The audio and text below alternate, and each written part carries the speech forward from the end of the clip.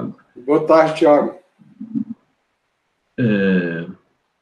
Bom, então, né, vamos começar aqui, né, de verdade. Então, né, agradecer de novo ao Felipe por ter aceitado o nosso convite nesse contexto tão desafiador que todo mundo está, né? Hoje é o último seminário dessa disciplina e a gente, acho que, né, agradecer de novo a parceria com a Simone, conseguimos carregar esse piano e, né, dar muita diversidade, trazer muitas formações e muitas informações diferentes ao longo aí desse curtíssimo semestre emergencial. Eu gosto mais do termo emergencial do que remoto. Acho que emergência caracteriza melhor a situação do que remoto.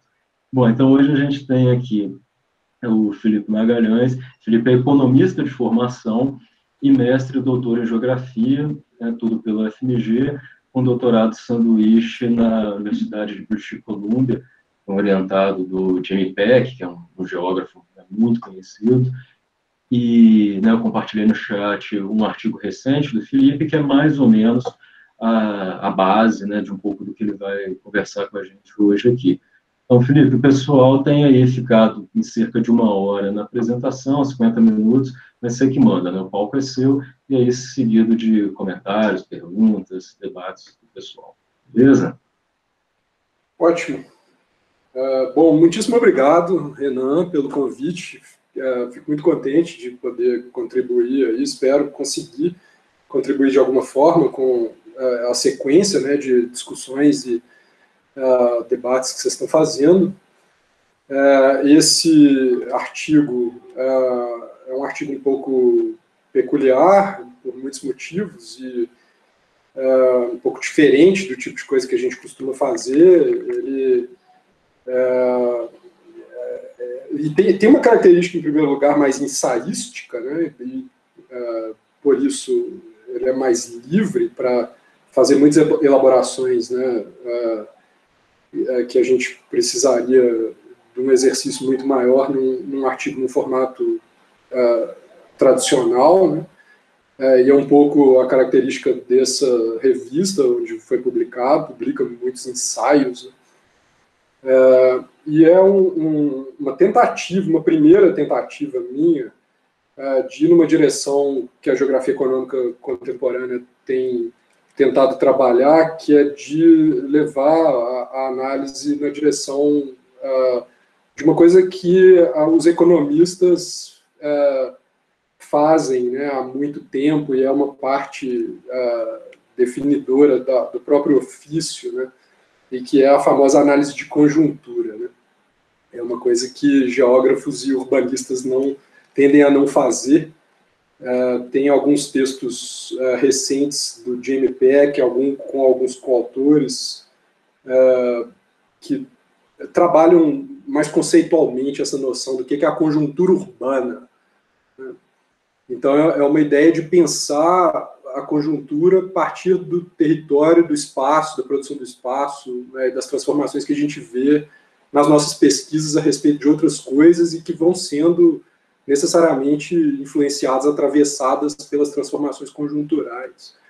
Então, tem um risco nisso, o maior deles, e que se faz muito presente nesse texto, é da gente falar sobre coisas que estão ainda em cena, e elas ainda estão, né, gerando desdobramentos e ainda estão acontecendo, e é o oposto do privilégio do historiador, né, que o historiador tem sempre o privilégio de saber o que vai acontecer depois, né? Então ele vê as coisas numa perspectiva que é inevitavelmente contaminada, positiva ou negativamente, pelo desdobramento das coisas, né? E isso, claro, que vai influenciar o olhar, mesmo que ele não seja, né, não cometa o erro, né, fundamental do anacronismo, né? Mas a análise de conjuntura, ela é perigosa porque a gente pode dizer coisas que depois elas podem se comprovar completamente equivocadas, né? E também porque os rumos que a gente pode estar vendo que as coisas estão levando, eles não se materializam, e o desenrolar das trajetórias vai em outras direções completamente diferentes e tal. Mas tem uma coisa aqui que é essa, eu já adiantei um pouco, né, como que a pesquisa urbana, ou a pesquisa em geografia econômica, a pesquisa que diz respeito a transformações socioespaciais, ela tem um ponto de vista interessante, potente para pensar e para analisar a conjuntura, né, porque é um ponto de observação. A gente vê os ventos mudando, né, e eles vão sendo sentidos, né, de muitas formas. E é um pouco por aí. A outra ideia, do ponto de vista mais conceitual, é que é uma forma rica de se capturar microalterações nas próprias estruturas sociais, políticas, econômicas, até culturais, por que não, que a própria análise estrutural não consegue ver. Né?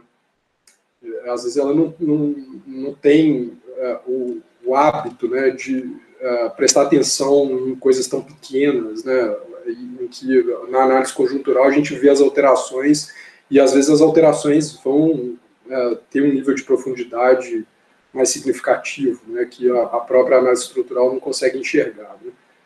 Né. Tem um pressuposto, né, numa perspectiva institucionalista, regulacionista, né, que informa esse texto, né, é que a dinâmica econômica ela não é totalmente, mas é muito intensamente influenciada e determinada pelo aparato institucional regulatório. Né? Então, é essa ideia de que, para entender os rumos, né, do capitalismo contemporâneo, ou do capitalismo brasileiro, e dos chamados modos de regulação, né? Depois a gente pode passar uma bibliografia para vocês sobre...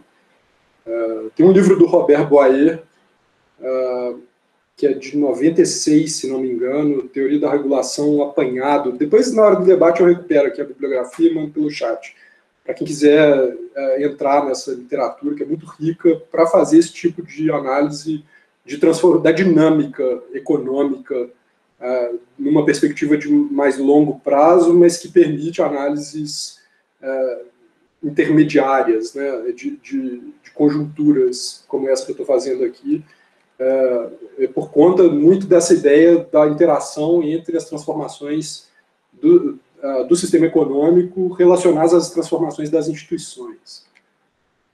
E aí tem muitas implicações desse tipo de análise, né, e uma delas que é um pressuposto desse texto, que a gente explora muito, né, que é que muitas vezes acontecem embates, né, entre o processo democrático e o processo de regulação das necessidades do próprio sistema econômico de se reproduzir, de gerar crescimento, de gerar oportunidades de investimento.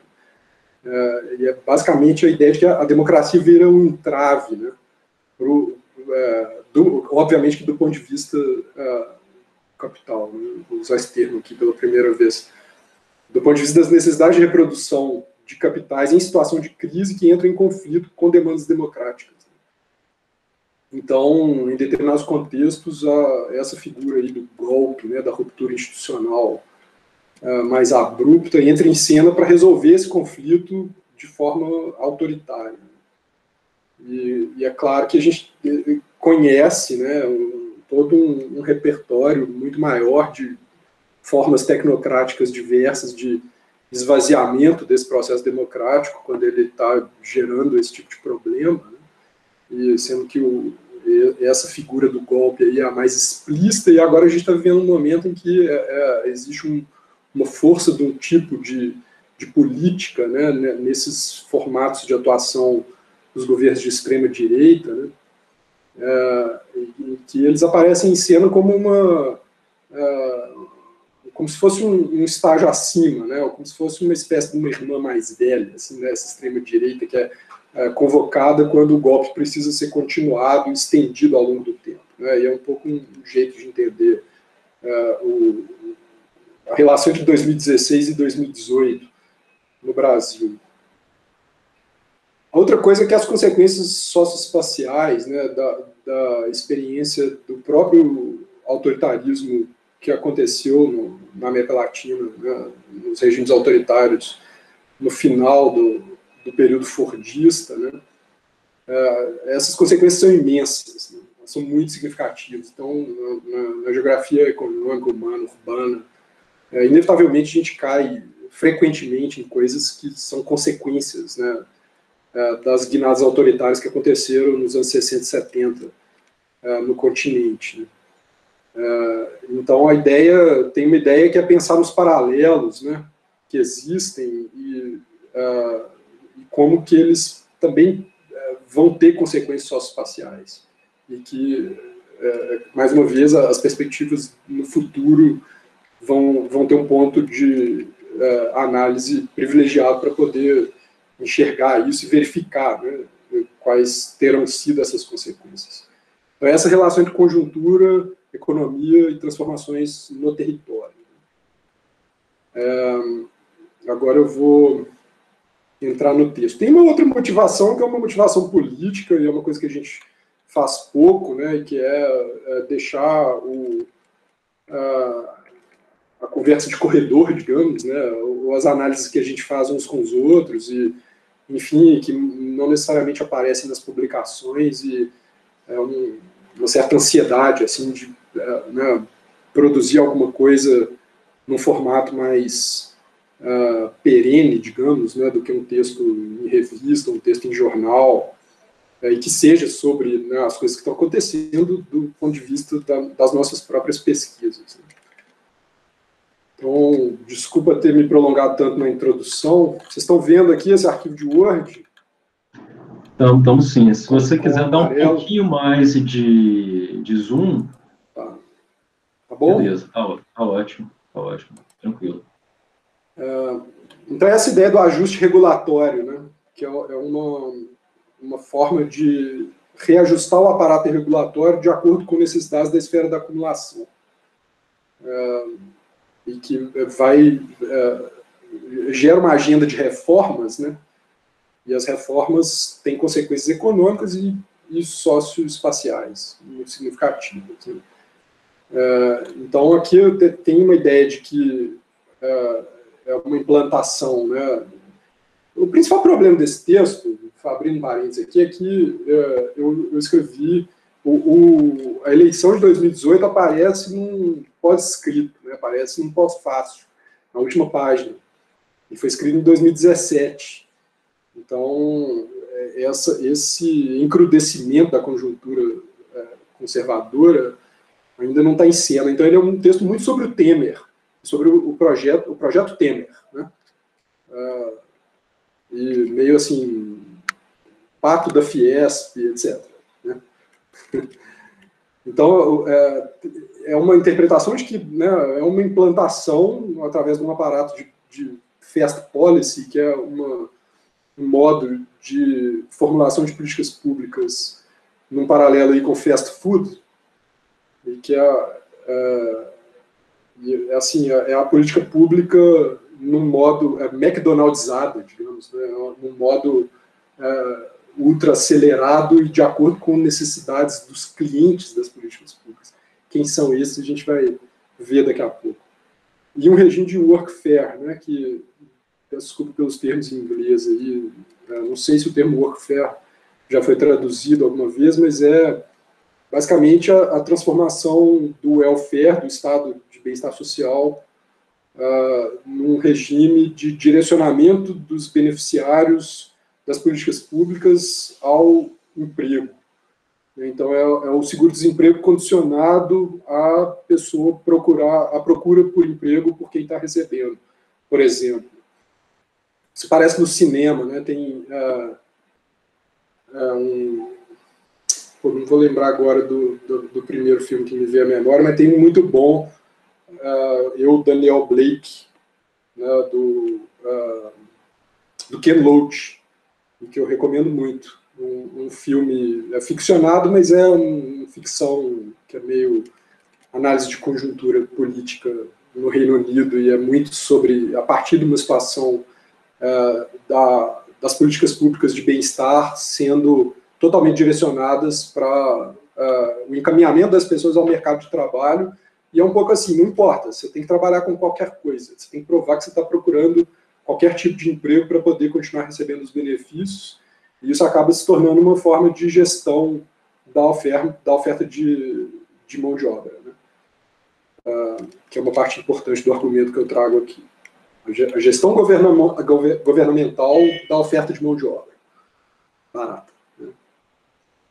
E a outra coisa é o processo de flexibilização típico, né, de relações pós-fordistas de trabalho, e que ainda tinha, antes da reforma trabalhista, entraves jurídicos e legais, né, muito significativos no Brasil.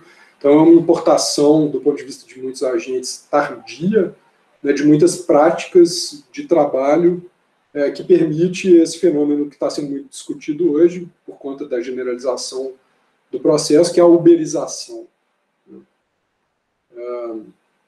E a outra coisa que acompanha o processo todo, e é um processo ampliado de criação de mercados.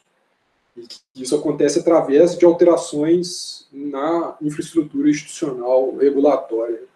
Como que essas reformas têm a habilidade de criar mercados que não existiam. E isso é sobretudo no âmbito fundiário, né, no mercado da terra, né, e da propriedade imobiliária. E isso através de alterações na legislação. E aí, é claro, vem toda a discussão que é mais corriqueira, da acumulação por espoliação, da retirada de direitos, né, e que vão culminar e que abastecem, né, uma dinâmica multifacetada de financiarização da sociedade do espaço, que eu vou falar um pouco a respeito. O último livro da Saskia Sassen, estou tentando ver ele aqui, que eu recomendo muito, que é o Expulsões, que na tradução, né, na versão em português, ela vem com essa imagem da lama de Bento Rodrigues atingindo o mar aí do estado do nosso querido Renan, né, lá no Eu acho que você tem que mostrar um pouquinho mais de longe, cara. Ficou muito, muito perto da câmera.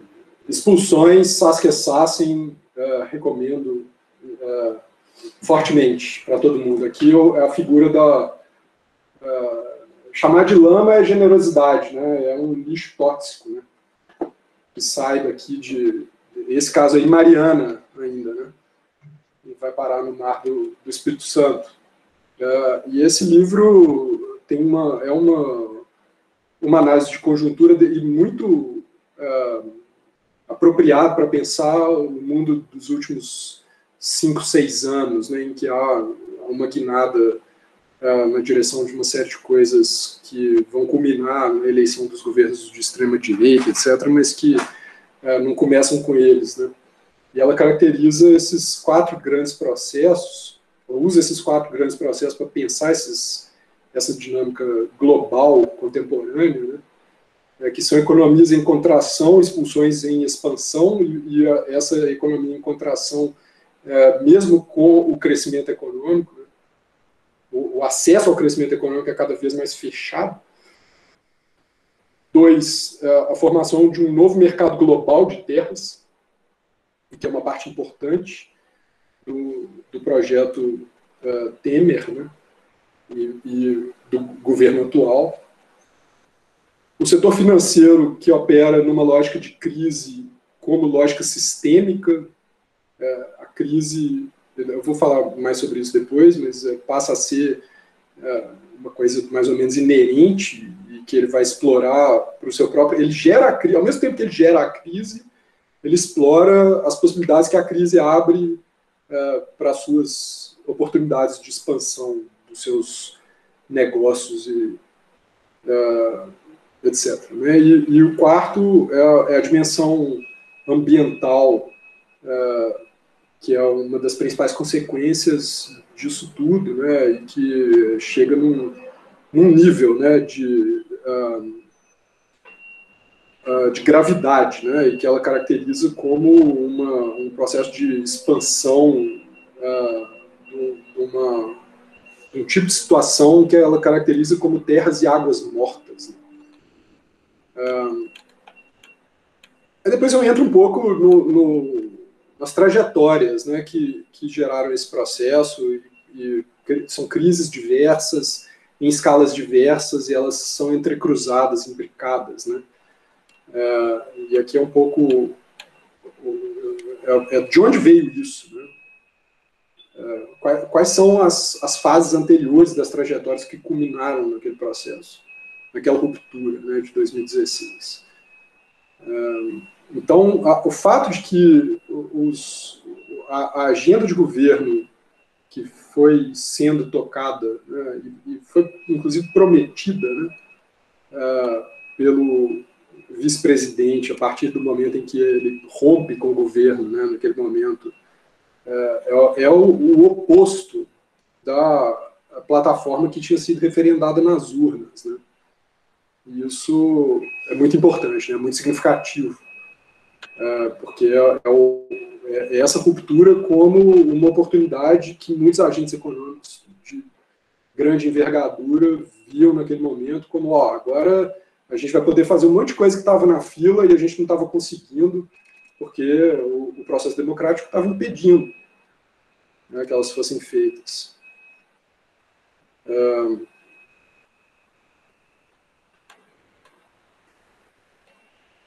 Então vamos lá, aqui tem algumas coisas que dizem respeito à conjuntura anterior, eu falo um pouco sobre os mega-eventos esportivos, para dizer como que eles afetaram as grandes cidades, né, a conjuntura metropolitana da preparação das grandes cidades para os mega-eventos, Copa e Olimpíada no Rio, né, é importante por conta, né, do efeito, o jeito que o crescimento econômico alterou, o jeito que a onda de crescimento, mesmo com a distribuição do período do PT no governo, transformou a lógica, né, da metrópole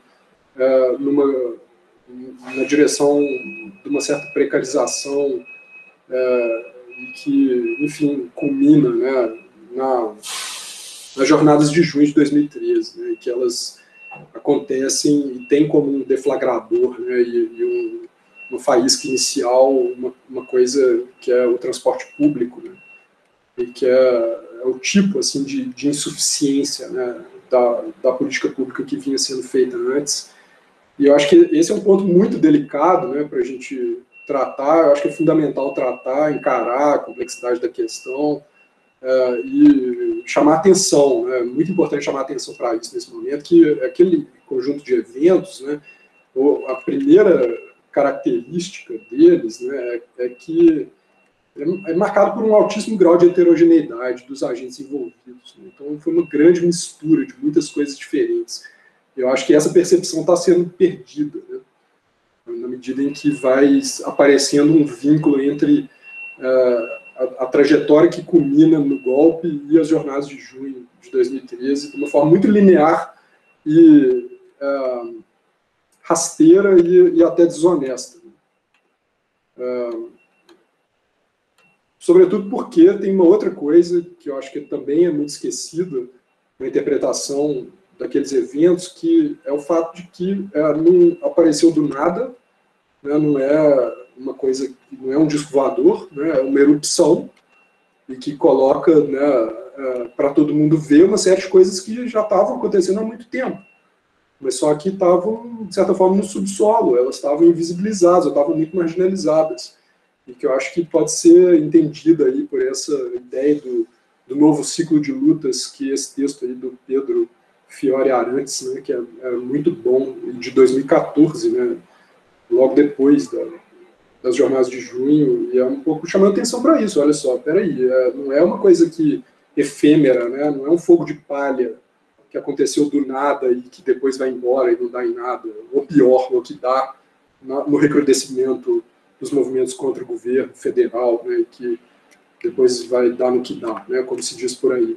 Não é isso. Tem toda uma lógica de movimentos sociais novos ou novíssimos, né, e que muitos deles surgem nos anos 2000, e eles, muito frequentemente, em torno da questão urbana e do direito à cidade, e eles estão fora, né, do circuito, do ciclo da reforma urbana, do circuito do próprio processo de redemocratização da década de 80, das eleições das prefeituras progressistas na década de 90.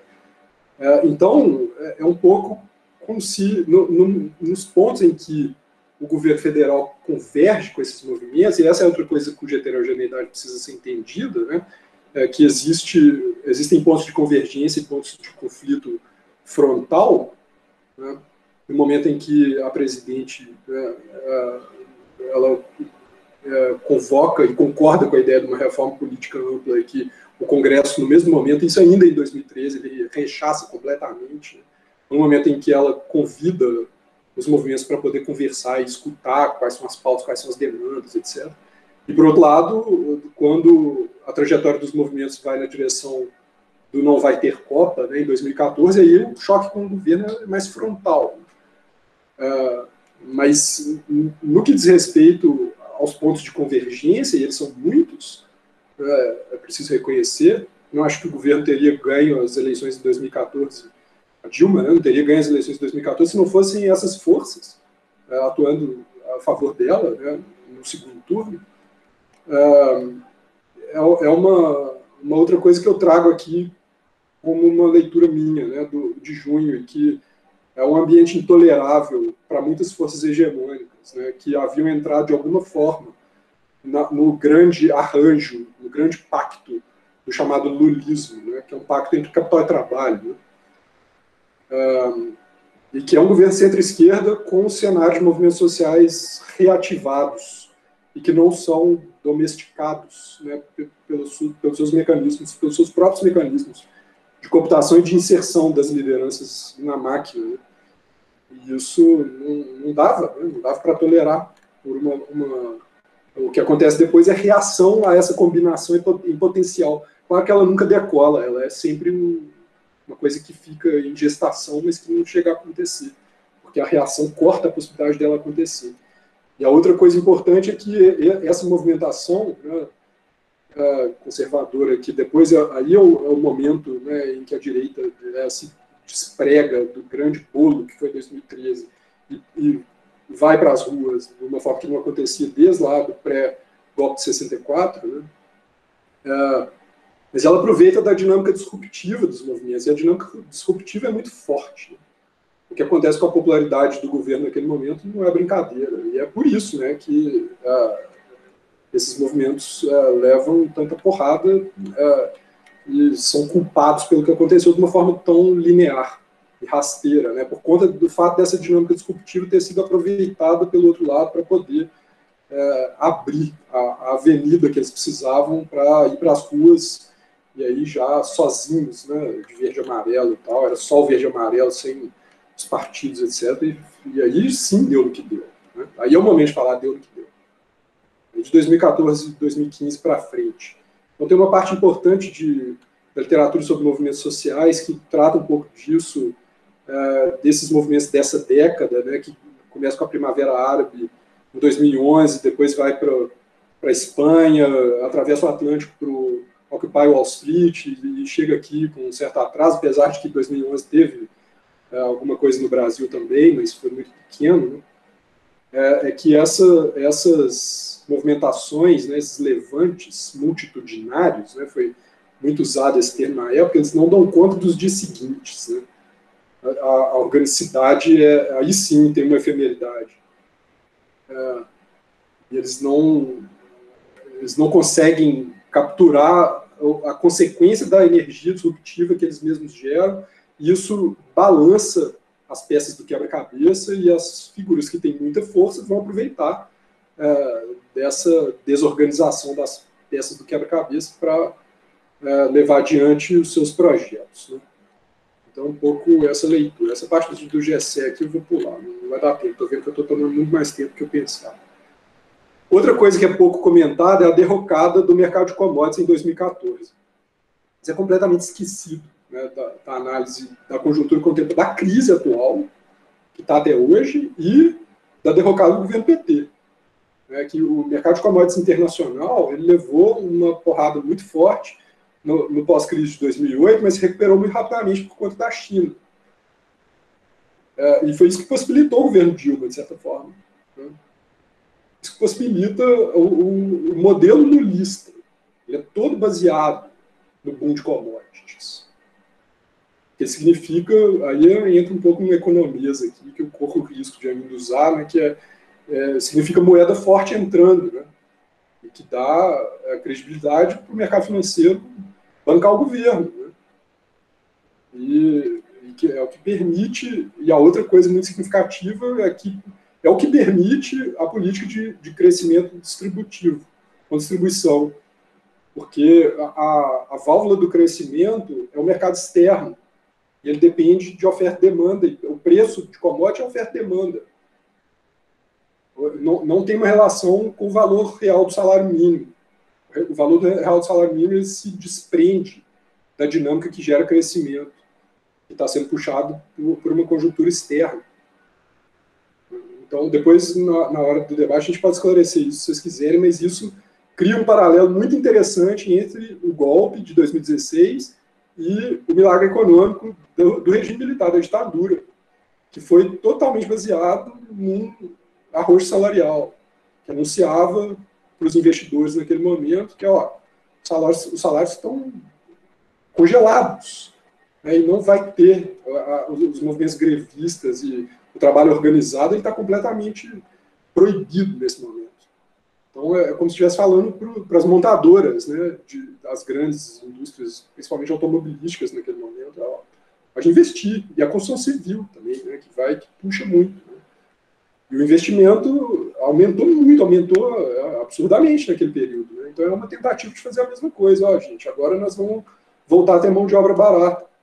Então, invistam, né, porque vai ficar congelado por um tempo. O problema é que nessa conjuntura atual vem o problema da demanda reprimida. Então, aqui, eu interpreto que essa derrocada em 2014, eu poderia ter trazido os dados aqui do que acontece no mercado internacional de commodities, né, que são cristalino e inegável. Agroindústria e mineração, né, que é o que nos afeta mais diretamente.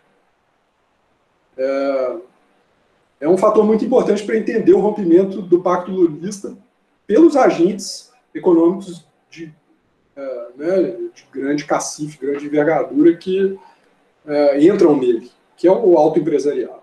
E aí sim é o pato da Fiesp, né? Tipo, fez muita coisa junto, né, com o governo durante muito tempo, desde lá de 2002, 2003, a partir do momento que ficou claro que iam ganhar eleições em 2002. Né?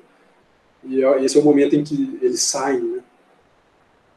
E que esse rompimento já aponta na direção de uma redefinição do aparato regulatório, do arranjo de política macroeconômica e dessa estratégia voltada para a estrutura produtiva num nível de regulação e redefinição institucional mais aprofundado, que mais uma vez é essa conjuntura pós-democrática que permite, que abre a oportunidade para fazer coisas que, em condições é um estado de exceção econômico, né, que em condições normais não existe. E aí tem uma discussão super espinhosa e difícil, eu tenho muita dificuldade com ela, por muitos motivos, e que a gente nem tem os fatos mais básicos para poder fazer essas análises, né, que é uma alteração muito significativa na conjuntura internacional, geopolítica, também a partir de 2014. Tem gente que acha que a própria derrocada de commodities, que afetou o petróleo, também esqueci de falar do petróleo, e que o petróleo também nos atinge diretamente, e que tem gente que entra numa leitura meio conspiratória, assim, que os Estados Unidos têm condições de fazer isso, de promover isso através da Arábia Saudita, saindo fora, né, boicotando a própria OPEP, inundando o mercado e abaixando o preço, etc. Mas não sei. Trago isso aqui como um comentário que existe por aí. Não é o meu, de jeito nenhum. Mas eu mantenho assim, que acontece em 2014 a crise da Ucrânia, né, no início de 2014, que gera um tensionamento entre Estados Unidos e Rússia, que já vinha acontecendo há um bom tempo, mas nesse momento ele se radicaliza. E aí isso muda e nos afeta diretamente por causa da nossa inserção nos BRICS. Então, o que é? Rússia e China se aproximando cada vez mais, e aí o projeto da nova Rota da Seda, muito significativo, né? Ele é imenso, e é impressionante como ele é pouco comentado, né? Aqui, ele já chegou na Europa, né? A estrutura ferroviária, né? Que integra China com a Europa, e como um caminho que vai na direção do Irã e outro que vai até a Alemanha, e mais a estrutura de portos, né? os chineses estão investindo pesado para poder gerar integração com as rotas marítimas que eles comandam. E aí é, sobretudo, o leste da África, né? Que também, por conta da nossa inserção nos BRICS, é importante entender o que estava acontecendo nos BRICS nesse momento, que é os BRICS chegando ao ponto de criar uma infraestrutura institucional internacional de grande escala e que tinha a capacidade, tem ainda, de criar uma alternativa a um certo monopólio que o Banco Mundial e o FMI têm em relação aos países de renda mais baixa, e que é o novo Banco dos BRICS, né? O novo Banco de Desenvolvimento, né? Que é em Xangai, se não me engano, não é a sede. Então, quais são os elos frágeis dos BRICS? Né? Somos nós, mas a Índia, não por acaso, né? Outro governo extremo-direita, e a África do Sul, né? Que foi um membro que sempre foi mais periférico dentro do grupo. Né? Então, eu acho que essa conjuntura também é muito significativa, e tem gente que entende a ruptura de 2016 exclusivamente a partir dela. Eu acho que não explico o suficiente, mas é importante. Mas, mais uma vez, a gente tem muitos elementos aí, factuais que a gente não tem. E que pode ser que no futuro a gente tenha mais clareza. Apesar dos Wikileaks e coisas parecidas. Né?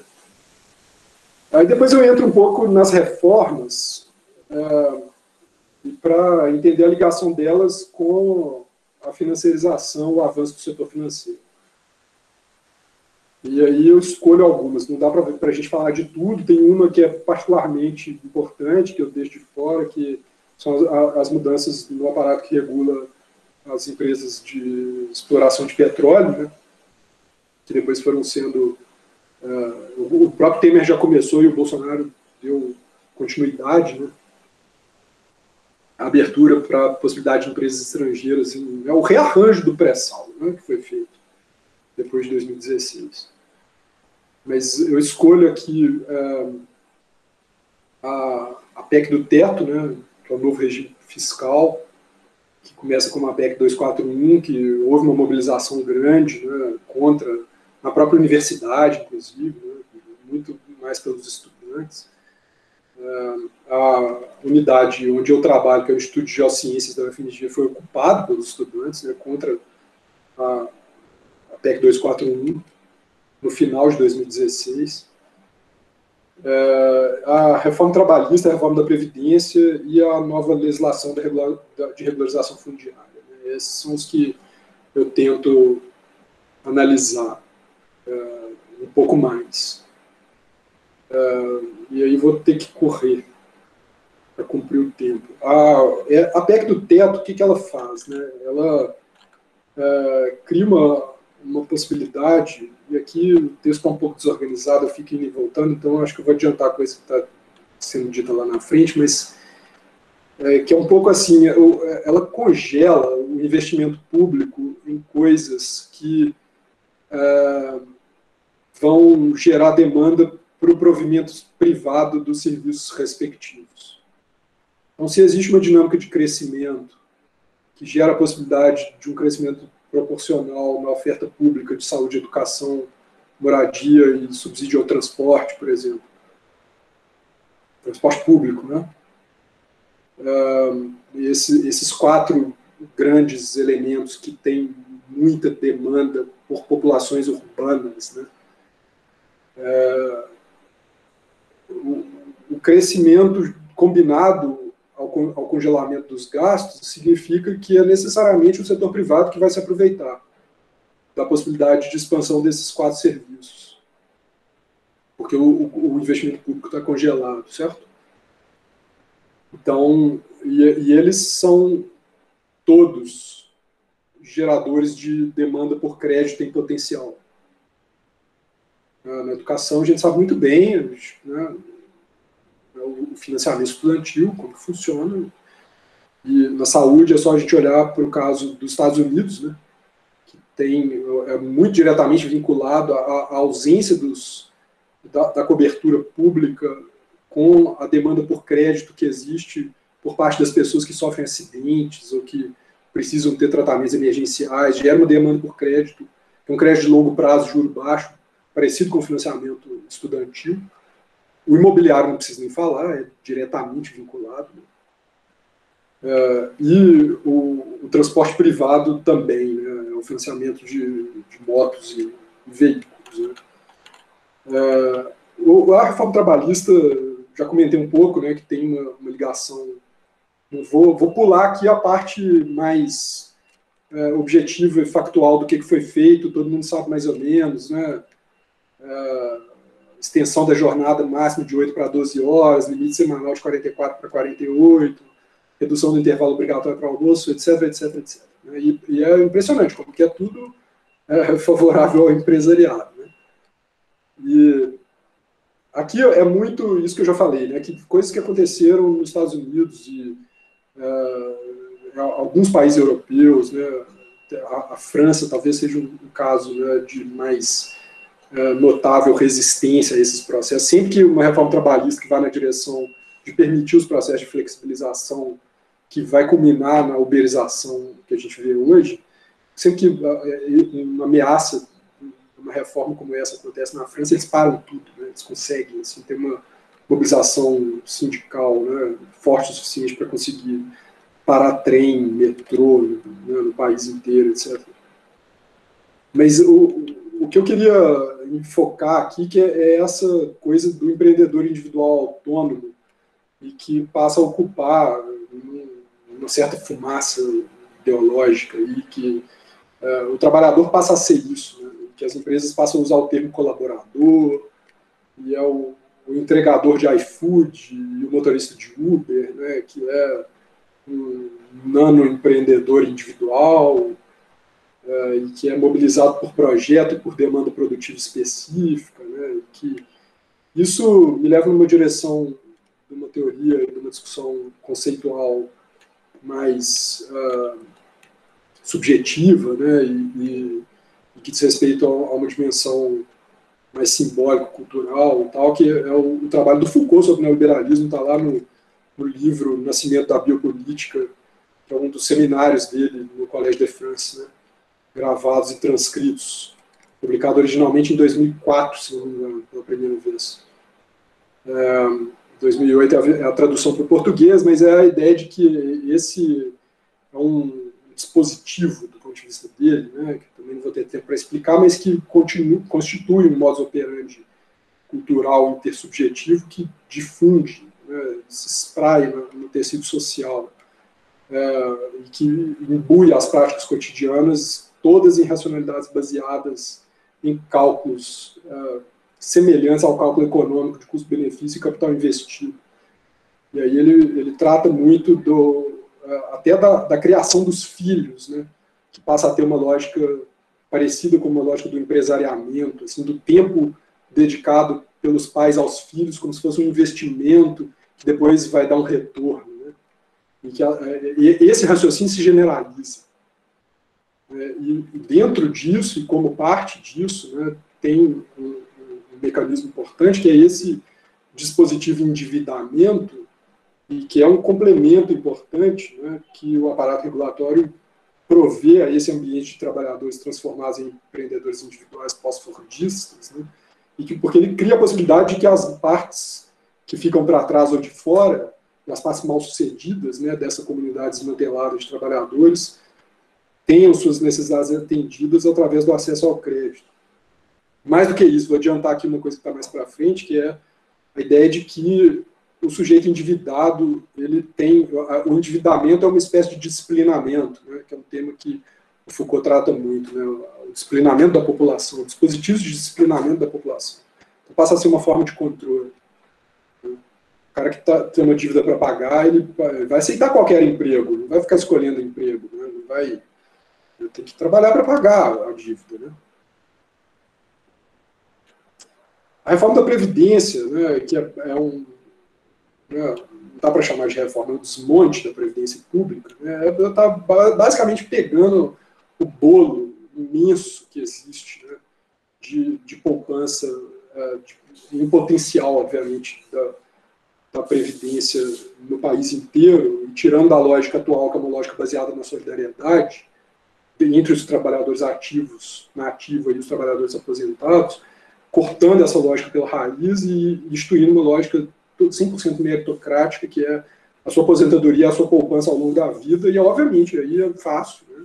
Ligação com o setor financeiro, a poupança vai, né, vira capitais que esses agentes vão gerir, controlar e direcionar para os investimentos que eles escolhem fazer, né, vai abastecer o fluxo do setor financeiro que ele faz. Ele pega recursos, né, de uma base ampla e vai juntando, né, num pool que depois ele distribui em investimentos. E ele pega uma parte, é claro que ele coloca coisas no meio do caminho aí para se nutrir, para se abastecer. Né? Então, o que é? Está pegando um enorme fluxo de dinheiro em potencial e direcionando para o setor financeiro. Através a reforma da Previdência é uma privatização da Previdência. E serve para criar fundos de pensão do jeito que existem nos Estados Unidos. Né?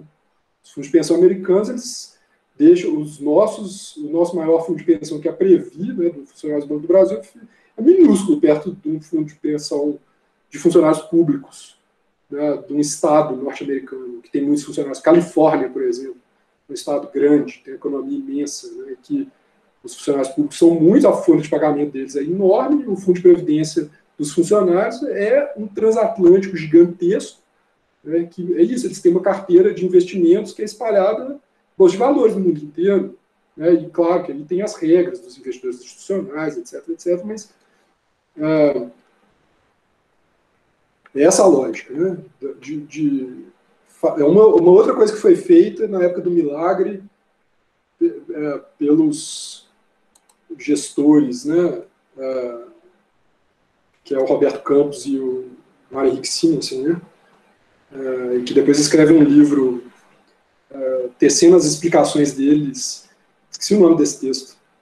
Por que o milagre acontece, e a explicação, obviamente, é completamente diferente da que eu dei no início, né, que ela é totalmente por conta das reformas que eles fizeram no setor financeiro, estruturaram o Banco Central do jeito que ele existe hoje, o mercado de capitais do jeito que ele existe hoje, foi tudo feito nessa época, né, logo depois do golpe de 64, etc.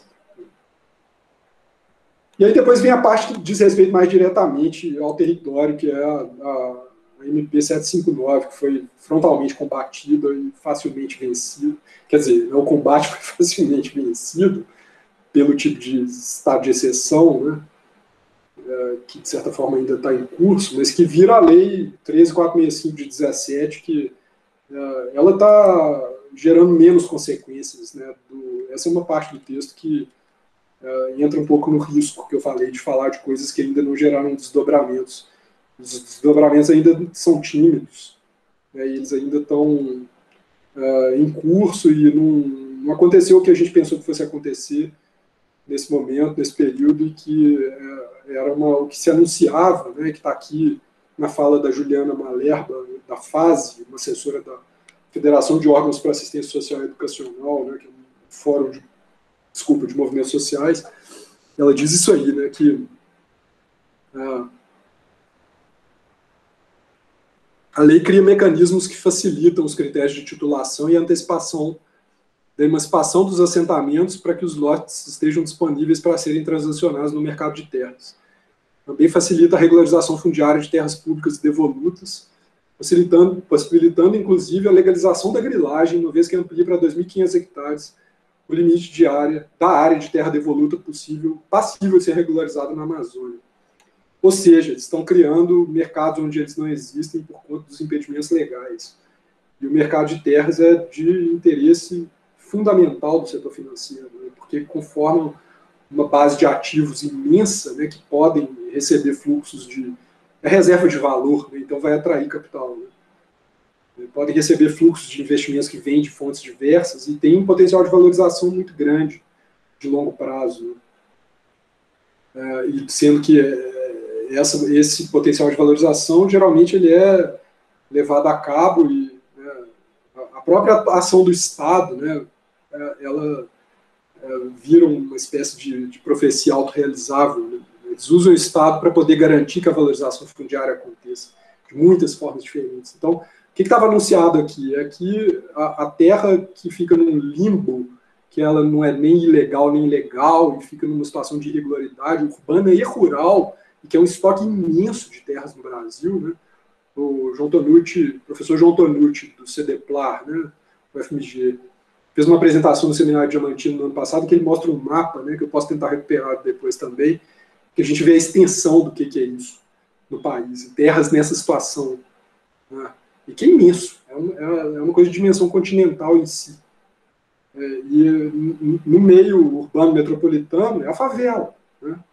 Então é uma espécie de fast track, né, que é um termo neoliberal, né, do repertório neoliberal, do tipo, ó, faz isso aí acontecer de uma forma mais rápida, mais ágil, porque os entraves jurídicos institucionais estão muito chatos, né, e estão provocando uma lentidão, e que a regularização fundiária, para eles, assim, dá a possibilidade deles comprarem as propriedades.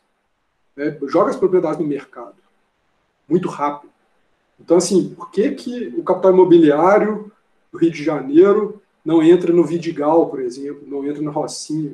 Claro que existe mercado imobiliário nesses lugares, só que eles passam por outros circuitos, né, de agenciamento, né, das propriedades, etc., formas de gestão, etc.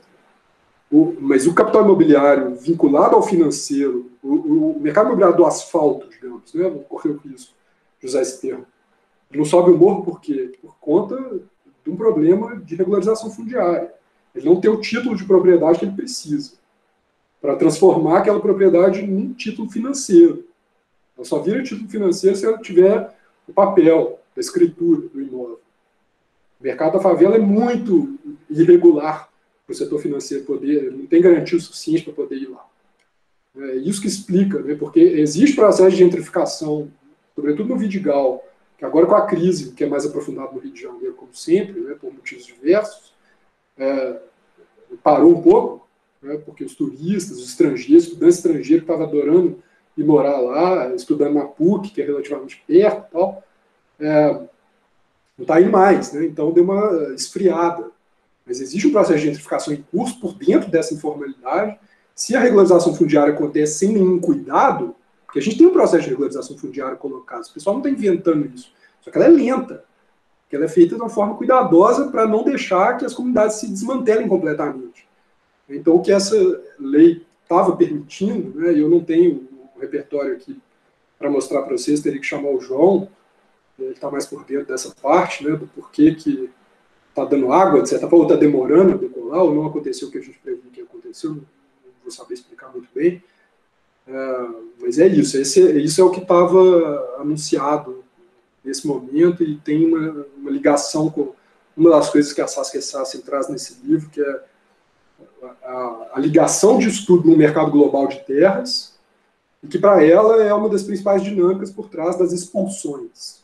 E aí a expulsão, nesse sentido, é a expulsão das pessoas dos seus territórios que eles constituíram com laços comunitários diretamente, né, ligados, inseparáveis do próprio espaço. Do próprio lugar. O conceito de lugar aqui é fundamental. Aqui eu volto um pouco na análise de conjuntura, né, no sentido de que sai de cima o boom de commodities, surge uma necessidade, do ponto de vista do empresariado, de uma redefinição ampliada do aparato regulatório. Eles veem isso, né, que não é uma oportunidade, mas de certo ponto de vista, uma necessidade, né, de um certo tipo de agente, né, empresarial. Né. E aí tem essa coisa ampla, né, que envolve gestão da oferta de mão de obra, acesso à terra e à propriedade, e previdência sendo redirecionada na direção do setor financeiro privado, etc. E aqui eu trago uma leitura que vem do Hart e do Negri, que é esse texto, na verdade é essa aqui, que é a tradução, tem é o Commonwealth, que foi traduzido com um título um pouco estranho, Bem-Estar Comum, que é um livro que eu recomendo para todo mundo, para entender o tema do comum, né, uma perspectiva política e teórica muito interessante, que mistura um certo marxismo com pós-estruturalismo à la Foucault e Deleuze-Guattari. Né. Eles fazem essa leitura que eu acho muito rica, né, e pertinente da financiarização, processo de financiarização como uma canalização de rendimentos, e uma construção de uma espécie de rede de canais que ligam fontes diversas de valor e renda ao setor financeiro. E ele se fortalece na medida em que ele vai criando as possibilidades de gerar essas canalizações, né, que elas são social e espacialmente difusas. É um jeito de interpretar o processo de financiarização da sociedade do espaço. E aí, na medida em que o trabalho no pós-fordismo, na cidade pós-fordista, né, na cidade do capitalismo flexível, ele acontece em qualquer lugar, né, a gente tende, e com a pandemia acelerou isso muito, né, radicalizou isso, a possibilidade do trabalho acontecer em qualquer lugar. A gente está trabalhando dentro das nossas casas nesse momento. Não tem mais a separação que no Fordismo é nítida entre o espaço da vida, do lar, da reprodução, né, em termos mais tradicionais, etc. E o espaço da produção do trabalho é muito nítido. No pós-fordismo essas coisas se misturam. Então, assim, se o trabalho pode acontecer de qualquer jeito, em qualquer lugar, como que a gente vai capturar a renda que está sendo gerada aí? O setor financeiro acoplado ao imobiliário vira um mecanismo desse tipo. Ele consegue fazer isso, independente do sujeito ser um autônomo que trabalha, professor de yoga via Instagram, em casa, etc, etc, ele é empresário de si mesmo, 100%, não é uberizado, nada, não sei o quê. Existe um processo de valorização fundiária que, né, é combinado a causas diversas e que pega esse sujeito de alguma forma, que ele vai ter que pagar uma renda que vai abastecer os fluxos de algum jeito. Precisaria de mais tempo também para poder explicar de uma forma mais satisfatória. Isso aqui eu já falei um pouco, mas tem uma ligação com uma crítica que a gente fazia, continua fazendo ao modelo lulista, né? Que é por conta do modelo de distribuição frágil, com exceção do próprio aumento do salário mínimo, né, que é o mais substancial, mas é uma distribuição que é combinada à precarização relativa de muitos serviços públicos, né, e que existia, né, uma lógica em que a renda fluía para a base da pirâmide, mas ela voltava por conta da necessidade, né, de consumo, e que, não por acaso, os oligopólios, né, se fortaleceram tanto nesse período,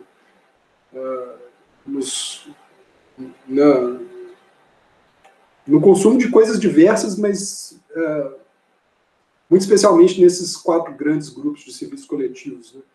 Eu já mencionei, de saúde, educação, transporte e moradia. Esse raciocínio que está aqui, eu já adiantei um pouco, é um pouco a ideia da PEC do teto, como que ela limita, né, o tamanho do serviço público em potencial e, com isso, gera a possibilidade da expansão do privado.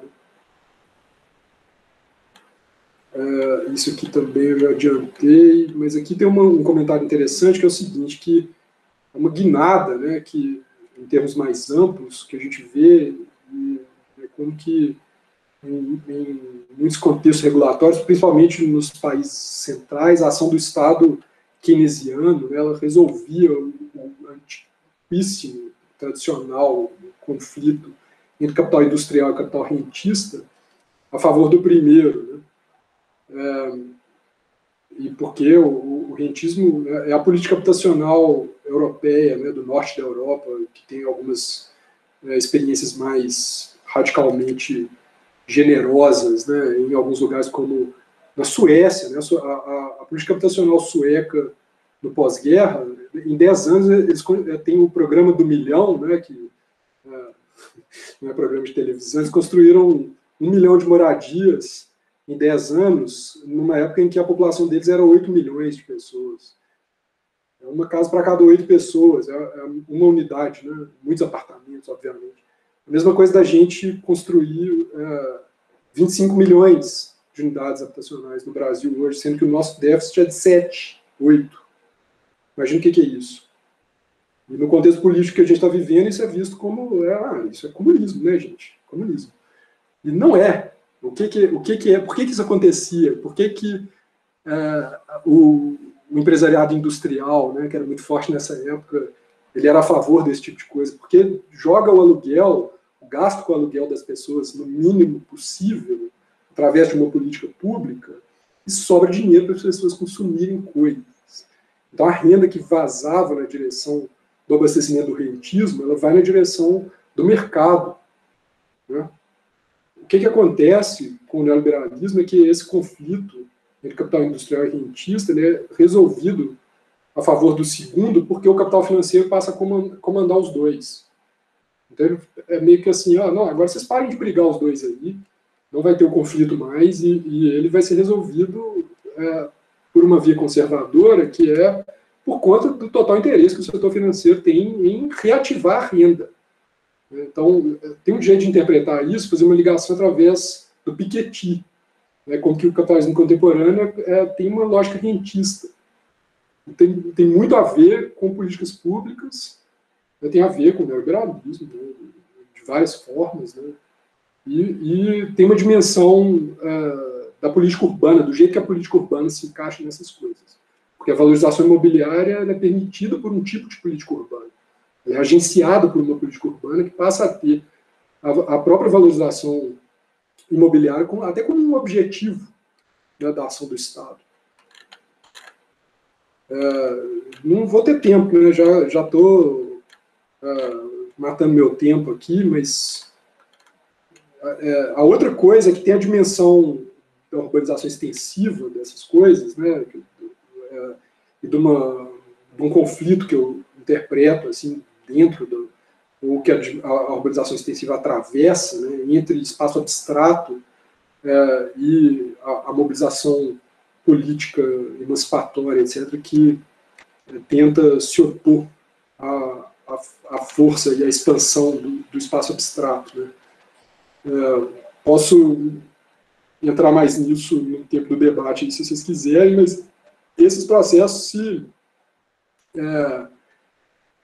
e que é basicamente fronteira, né, e Amazônia, a agroindústria entrando para dentro da Amazônia, os projetos de infraestrutura, de transporte e energia, também entrando na Amazônia, conflito que não é conflito, é massacre, né, das populações indígenas, quilombolas, etc., e que agora com o governo atual, que eu prefiro não falar o nome, se acirra muito, né? Mas não é de hoje, e não é de 2016 também, né? Usinas do Rio Madeira e Belo Monte não começou com o Temer, né? Que, claro, é uma chave de interpretação para a gente pensar no que aconteceu no Rio Doce, depois em Brumadinho, que tem a ver, né, com a outra coisa das expulsões lá da Saskia Sassen que eu falei, que essa expulsão é a expulsão da natureza. Não é a expulsão das pessoas da natureza, é a expulsão da natureza. Né? E aqui é a parte de que isso não acontece sem respostas, né, sem mobilizações dos próprios grupos, dos próprios coletivos, né, e como é muito estranho a gente pensar como que a mobilização dos povos indígenas, a última vez que ela teve tão forte foi durante a Constituinte. Por quê? Porque eles estão sendo ameaçados, né, diretamente. E depois eu trago o Ugo Rossi, que é um urbanista geógrafo italiano, e que esse texto ele faz uma leitura muito interessante sobre a nova onda conservadora em relação à questão urbana na Europa, e propondo que, porque existe uma leitura jornalística de que esse populismo conservador, né, e é o que acontece mais nos Estados Unidos, né, ele é mais relacionado a um revanchismo do meio rural e das cidades pequenas e médias, que são deixadas para trás na dinâmica econômica regional do neoliberalismo, da globalização, diante da metrópole progressista, etc., diversa culturalmente, é quase um clichê, né? E ele diz não, né, que a extrema-direita europeia é urbanizada, é altamente urbanizada. E é a xenofobia que acontece na periferia da grande cidade italiana, por exemplo.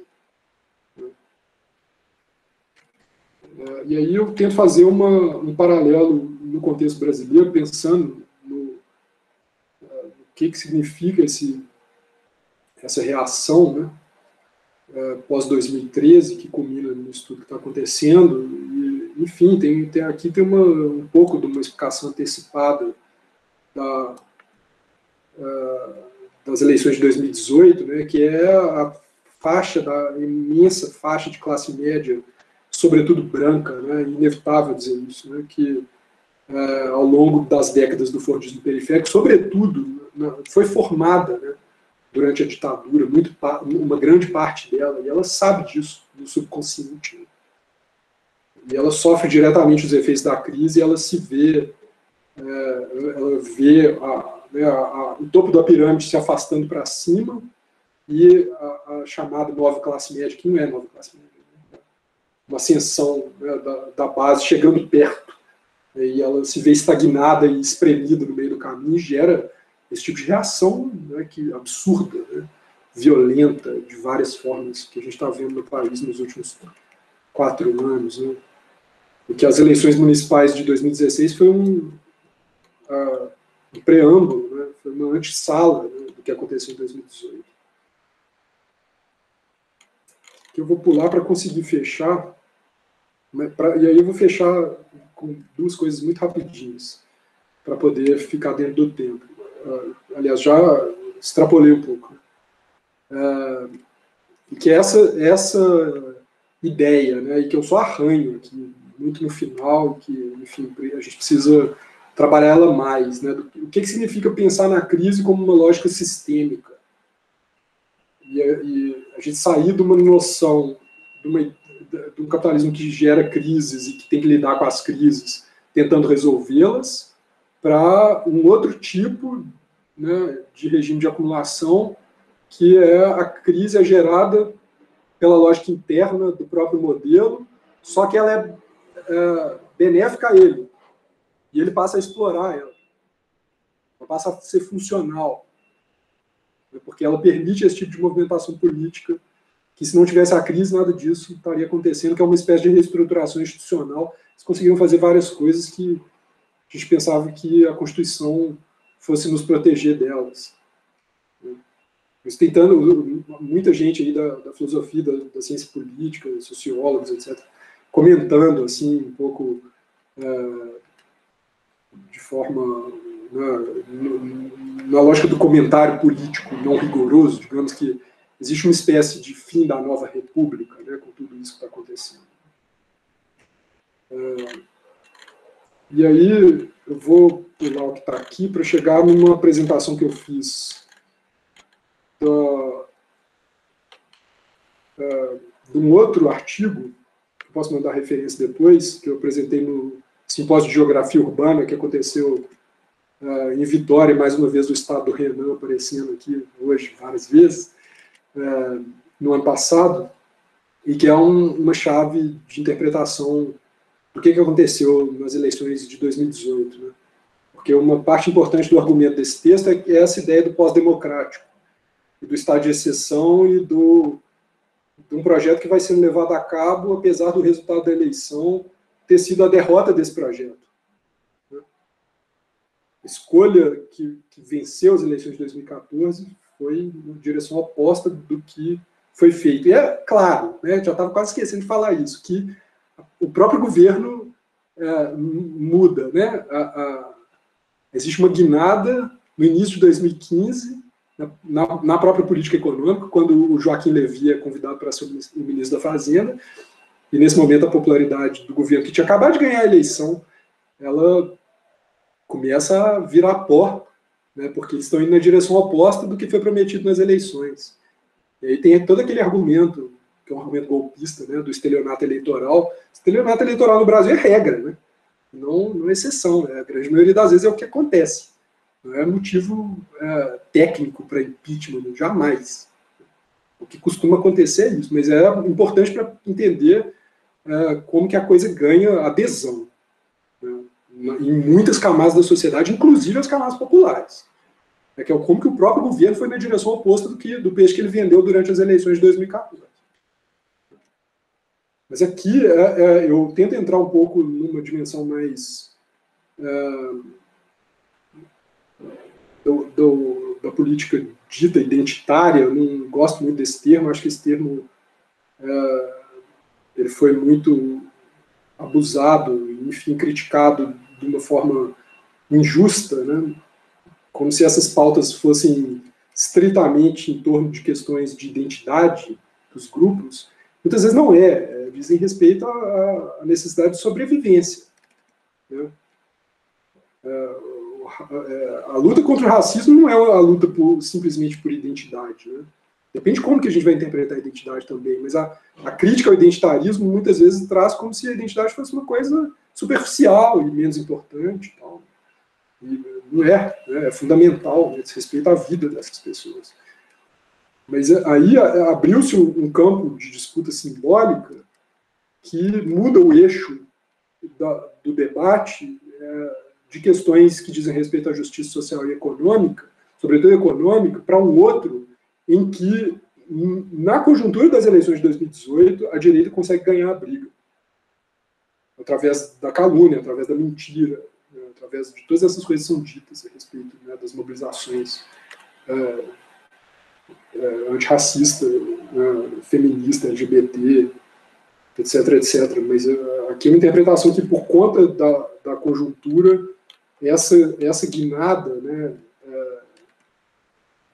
da discussão centrada na justiça econômica para uma discussão de justiça social, mas que envolve outras pautas, né, ela é uma chave de interpretação, né, do que acontece em 2018, né, por conta não só das fake news, né, não é só fake news aqui, fake news é muito importante para entender o que aconteceu em 2018, mas não é a única coisa, né. Tem a agilidade da mentira e da calúnia mobilizada numa escala imensa, né. E não é a primeira vez que isso acontece. Tem um paralelo muito interessante com a dialética da trajetória que liga maio de 68 ao neoliberalismo. O campo aberto pelas reivindicações, que são, sobretudo, né, para cortar o tempo aqui, são mais, digamos, culturais, né, ele passa a ser explorado pelo outro lado. E aquele momento é o surgimento da chamada nova esquerda, mas é o surgimento das bases da nova direita também, a Margaret Thatcher, né, e o reaganismo, né, explora essa coisa do novo empresariado, o self-made man, né, americano e tal, não por acaso homem, né, não é por acaso que é homem. E que, enfim, é mais uma vez em que essa dialética, no caso das eleições de 2018, e no caso, né, daquele período também trágica, né, acontece desse jeito. O eixo econômico sai de cena, dá lugar para uma outra coisa que é explorada pelo outro lado. E que, mais uma vez, é uma derrota que eu acho que é conjuntural e temporária, né? E a gente consegue, mesmo fazendo esse deslocamento, a gente consegue ganhar essa briga, né? Eu acho que é o que está acontecendo. Enfim, vou parar por aqui e vamos deixar para o debate. Desculpa ter me prolongado tanto aí para além do combinado. Tranquilo, Felipe. Obrigadíssimo pela fala, é muito interessante por vários caminhos, várias maneiras. Eu mandei agora aí no chat, né, pessoal, quem quiser se inscrever, né, eu vi que o Gustavo se inscreveu ali para as questões, o Marcelo também, o professor Marcelo, nos prestigiando aí hoje. Talvez uma terceira e a gente, né, faz perguntas, passa para o Felipe, para de repente ter mais uma rodada seguinte. Pode ser, pessoal? Um terceiro.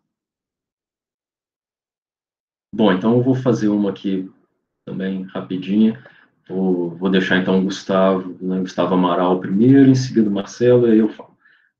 Boa tarde, Gustavo.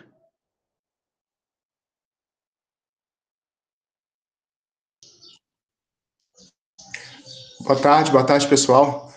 Felipe, muito obrigado pelas palavras, pela palestra, pelo trabalho apresentado. Eu tenho, na verdade, duas perguntas, elas não passam pelo ponto central do seu trabalho, mas me chamaram a atenção. A primeira é quando você falou dos BRICS e dessa possibilidade desse banco de desenvolvimento que foi criado com sede em Xangai para ser uma alternativa ao Banco Mundial, ao FMI, a essa ordem supranacional aí que é comandada pelos Estados Unidos. A minha pergunta é a seguinte: será que o Brasil não estaria simplesmente mantendo sua posição de coadjuvante e só trocando a subserviência dos Estados Unidos para a China? que manifesta ou não, tem um plano, um projeto imperialista, né? Quer dizer, a África, o continente africano, está culturalmente sendo dominado pela China, enfim. A minha preocupação é essa, ainda mais que a gente teve um período do governo Lula com o Celso Amorim à frente das relações internacionais, que a gente conseguiu um destaque, a gente conseguiu ser notado no globo, e que agora, com esse governo atual, assim, está um fiasco, quer dizer, são as duas coisas, né? Primeiro é a China avançando nesse projeto, e segundo é o Brasil retrocedendo, né, na política externa. Essa é a primeira pergunta. A segunda pergunta é com relação a essa precarização do trabalho, a uberização que você falou, né, o pessoal do iFood, e a consequente reforma trabalhista que legitimou isso, né, que trouxe isso para o papel, né? Assim, na verdade, isso me parece que é um movimento que não está acontecendo só no Brasil. Eu ando muito influenciado pela Nancy Fraser. Eu não sei se você a conhece, assim, eu tenho lido algumas coisas dela, e ela trata esse movimento do capitalismo atual, ela chama de capitalismo financeiro globalizador, quer dizer, essa precarização do trabalho vem acontecendo no mundo todo. Ela cita os Estados Unidos, falando que lá uma família dos anos 80, média, que tinha um salário só, era capaz de ter uma qualidade de vida com conforto e ainda gerar poupança para o filho e para a universidade, que isso não existe mais. E que essa classe média votou no Trump achando que ele ia devolver isso com protecionismo, com as medidas xenofóbicas, isso não aconteceu. Assim, e na verdade a minha pergunta é, será que essa reforma trabalhista, ela não é... A causa dela não é esse momento do capitalismo que trouxe essa degradação do trabalho, mesmo o Brasil adotando esse pacto que você chamou, o pacto que o Lula fez de capital-trabalho, quer dizer, ele conseguiu fazer isso, ele teve uma política macroeconômica atendendo o interesse do grande capital neoliberal e promovendo as reformas sociais que eram necessárias? Era isso. São essas duas questões. Legal. Marcelo, você complementa, então, sua questão? Sim. Boa tarde, pessoal. Parabéns pela excelente apresentação, Felipe. Eu vou trazer duas questões também. Uma, você falou no comecinho da sua palestra sobre a Escola Francesa da Regulação, né, que ela está presente no seu artigo. Eu queria que você aprofundasse um pouquinho mais sobre ela. É uma das escolas que eu gosto bastante e que, felizmente, é pouco estudada, né, nos cursos de graduação, de pós. Queria que você falasse um pouquinho mais, assim, para enriquecer, né, um pouco, né, o debate. E, em segundo lugar, você falou algumas vezes sobre a quebra do pacto lulista, né? E eu queria que você também aprofundasse, trouxesse um pouco mais de elementos, aí pensando, por exemplo, nas diferentes frações de classe capitalista, diferentes segmentos da classe trabalhadora. Eu queria que você fizesse, digamos, um apanhado mais geral sobre esse tema. Obrigado, gente. Obrigado, Marcelo. Felipe, eu acho que já são dois comentários longos, né? Então, melhor você começar com esse bloco e aí em seguida a gente abre para quem quiser falar mais. Pensei que você fosse compor o bloco também, Renan. Vou deixar para depois, então. Até deixa para depois, porque eu acho que já tem muito caldo aí, né? Beleza. Bom, vamos lá. Muito obrigado aí aos dois. Obrigado por me receberem. Obrigado pelas questões, né? Acho que muito ricas e ajudam, né, a gente a complementar e aprofundar em algumas coisas. Bom, poxa, essa questão da China é muito complexa, né? Muito complicada. Eu não me arriscaria, assim, eu não tenho elementos para entender em que direção que a coisa está indo. Certamente tem uma guinada muito histórica, né, muito significativa das relações entre a China e o resto do mundo, que envolve uma guinada numa trajetória de longo prazo, né, em que eles adotaram uma postura de fechamento, né, e de construção de uma lógica interna, e que agora eles estão abrindo e restabelecendo relações internacionais, né, E a gente vê o discurso ele é muito bem preparado, né, inclusive para contra-argumentar uma bola como essa que você levanta. Né? Ele é muito... é muito interessante, tem elementos de liberalismo, inclusive, né, que é a ideia da complementaridade entre nações, e que eles estão interessados num ganha-ganha dos dois lados, né? Parece, enfim, coisas de teorias do comércio internacional liberais lá do século XIX, tal, que, mas o imperialismo cultural chinês eu não vejo, eu não sei, não tem elementos, não sei. E eu fico com a impressão assim, que seriam isso cenas dos próximos capítulos, né? A gente... E o Brasil, ele seria subserviente a uma lógica desse tipo. Bom, o Brasil dava uma legitimação importante, né, que esse bloco precisava, sobretudo no Ocidente, né, porque são experiências asiáticas, né, de Estado forte, que não é de hoje, que tem uma lógica histórica muito antiga de Estados asiáticos centralizadores fortes, né, que é o caso do Putin e do Xi Jinping, é isso, né, o Slavoj Zizek, né, tem um livrinho que é a frase do Marx lá, primeiro como tragédia, depois como farsa, acho que ele não foi traduzido, que é uma análise do o imediato pós-crise de 2008, em que em dado momento ele fala sobre capitalismo com valores asiáticos, só que no Ocidente. E aí é uma crítica que ele traz os sociólogos, cientistas políticos liberais da década de 90, tipo Fukuyama, Samuel Huntington, esse pessoal que achava que era muito positivo, né, as reformas do Deng Xiaoping na China, porque estavam levando o mercado e o capitalismo para lá, e que, do ponto de vista deles, isso ia inevitavelmente gerar um processo de democratização, a reboque de um processo de aprofundamento, né, de lógicas, né, mais parecidas, digamos, né, uma forma deles deixarem entrar algumas forças, né, empresariais, etc., mais parecidas com as nossas lá, né? E Zizek fala, não, é o contrário. A coisa dá tão certo lá, e a China cresce tanto, por conta de uma coisa que nós latino-americanos conhecemos muito bem, né? Que é como que o autoritarismo serve muito bem aos interesses do crescimento. Né? E o que tende a acontecer é a exportação disso. A partir do momento em que esse pessoal vai se dar conta dessa relação, que é esse neopinochetismo que a gente vive no Brasil hoje. Né? E naquele momento ele cita Berlusconi como exemplo, estranho, assim, né? Que tem a ver um pouco, de certa forma, né? Com o nosso presidente atual, de alguns jeitos, mas... e o Putin, né? E como que aquilo tendia a sair de lá, ir para outros lugares. E quando o Trump foi eleito em 2016, no mesmo dia eu lembrei desse texto, voltei nele, reli, é assim, impressionante como que o cara viu isso acontecendo. Mas eu não sei se isso não sei, não tem elementos, né, para dizer isso é imperialismo chinês, acho que não, isso é mais esses agentes aprendendo algumas coisas que já eram sabidas lá pelo Henry Kissinger, né, os mais antigos e tal, que é a potência do autoritarismo para os projetos deles. Né.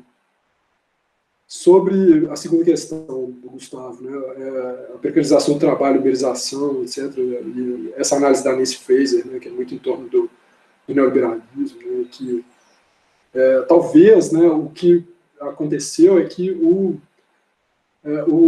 governo FHC não teve força política para poder levar adiante uma reforma trabalhista como essa. A oposição já era forte o suficiente para barrar, né? Não sei, talvez é uma hipótese. Né? Mas a outra coisa é que essa lógica lulista, né, de surfar o mundo das commodities como política social, sobretudo em relação ao aumento do salário mínimo, mais uma vez, enfatizo isso, né, que é o que tem mais efeito sobre a distribuição de renda. Né?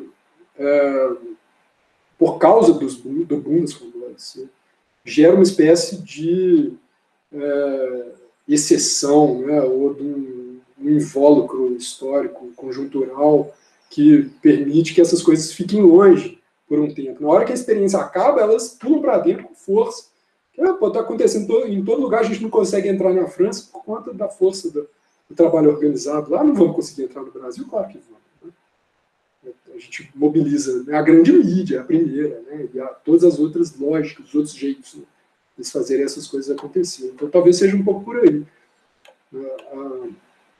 Essa precarização dos Estados Unidos é inacreditável, impressionante. Né? Tudo a ver com a lógica da desigualdade e o descolamento que existe entre produtividade aumentando e salários estagnados. A partir lá do início da década de 80 já começa a acontecer. Os salários estão estagnados no mesmo nível há 40 anos, né, que é a pauta lá do Bernie Sanders. Né? E a economia cresceu muito nesse tempo, a produtividade aumentou absurdamente. Né? Na década de 90 ela aumentou muito, por conta, né, do impacto dos computadores e tal, da tecnologia. Para onde foi o dinheiro? O dinheiro foi para algum lugar. Foi para os bônus dos CEOs, né? Para a remuneração dos acionistas, né? Foi para a Bolsa. O Marcelo, não sei se está ok, a gente pode continuar aí, se quiser, Gustavo. Então, as questões do Marcelo. A Escola Francesa da Regulação aparece muito indiretamente, na verdade, nesse trabalho. É uma referência meio de background, assim, da minha formação. E que eu trabalhei mais quando eu estava no mestrado. E que eu acho muito rico. Acho muito rico, recomendo muito. Assim, que é uma leitura múltipla, né, pluralista, que bebe em fontes diversas, que tem uma base de um autor que as abordagens que são mais presas em perspectivas marxistas, elas não se aproximam, e que é um autor fundamental para entender o capitalismo, a dinâmica de longo prazo do capitalismo, que é o Schumpeter. Né? A influência do Schumpeter na Escola Francesa da Regulação é fundamental para gerar a pertinência de análise que eles têm, né? Que é a ideia de que existe uma lógica de ciclos longos, né, na trajetória de longo prazo das economias. O outro cara que falou isso foi executado pelo Stalin, né, que é o Kondratiev, que era um matemático, na época lá da limpeza stalinista, né, ele foi para o paredão, era heterodoxo demais para o gosto deles, né. E uma teoria das crises, né, que é muito rica e que tem esse elemento dinâmico que permite entender a passagem de variações histórico-geográficas de capitalismo. Então não é à toa que tem um pega importante na geografia econômica. Né? É muito importante na formação de um autor que eu trouxe várias vezes aí, que é o Jamie Peck, né, que foi meu orientador no doutorado de sanduíche.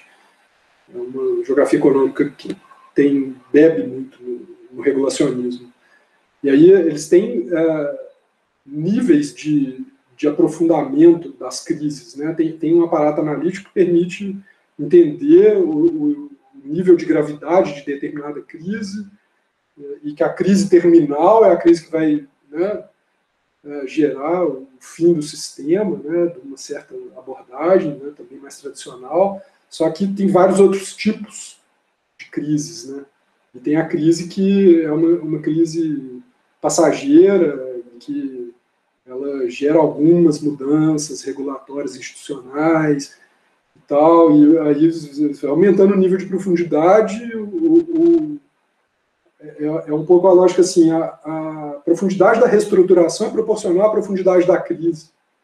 Então, se ela for forte o suficiente para gerar a crise do Fordismo, por exemplo, a reestruturação que acontece é forte o suficiente para gerar um novo modo de regulação, né, e que é neoliberal. Né?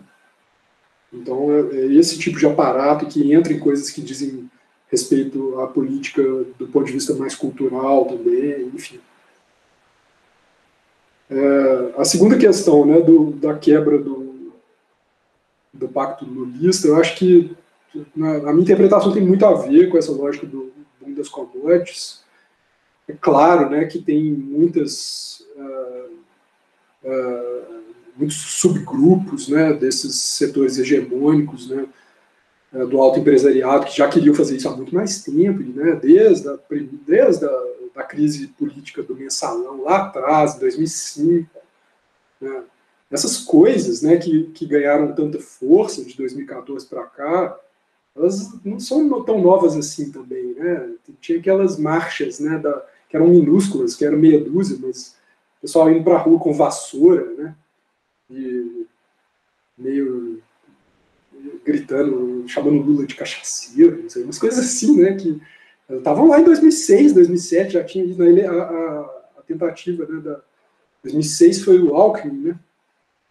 Ali já é óbvio, né, que o PSDB está tentando puxar esse tapete há muito tempo.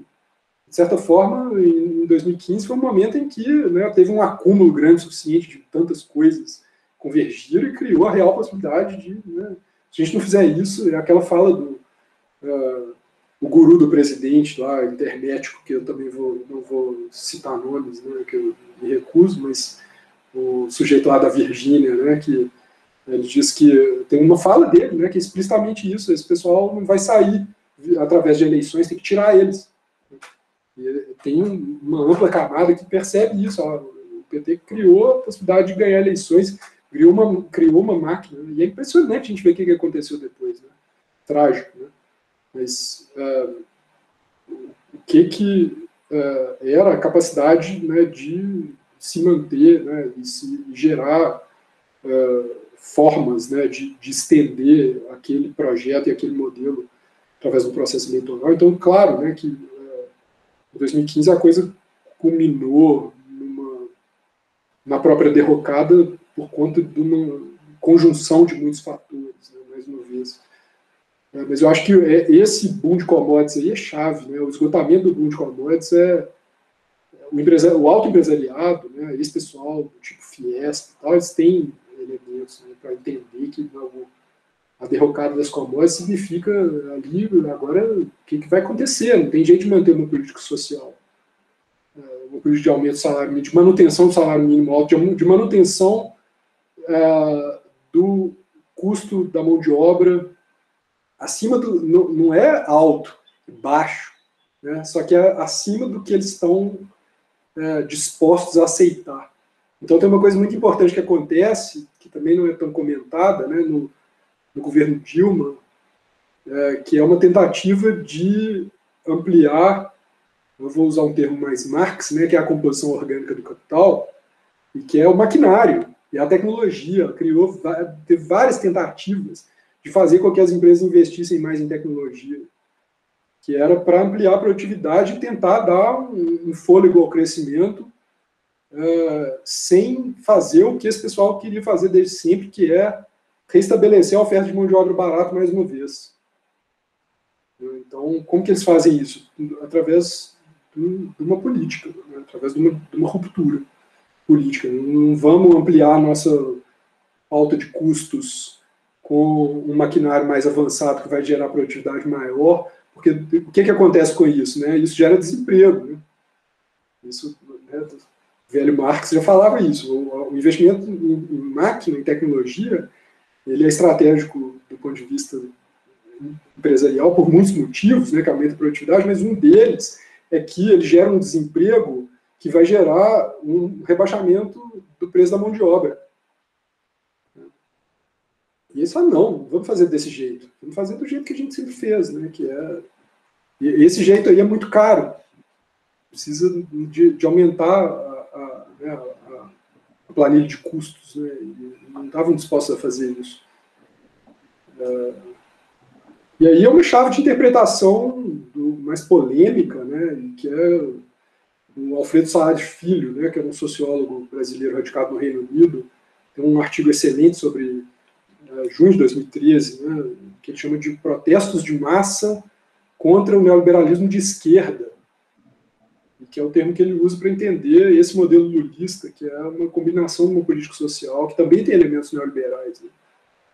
O Bolsa Família foi criado, ele apareceu pela primeira vez no livro do Milton Friedman, do início da década de 60, Capitalismo e Liberdade, que é a ideia do imposto de renda negativo, que era assim, não temos que combater a pobreza sim, porque ela gera insatisfação, gera desutilidade para a sociedade em geral.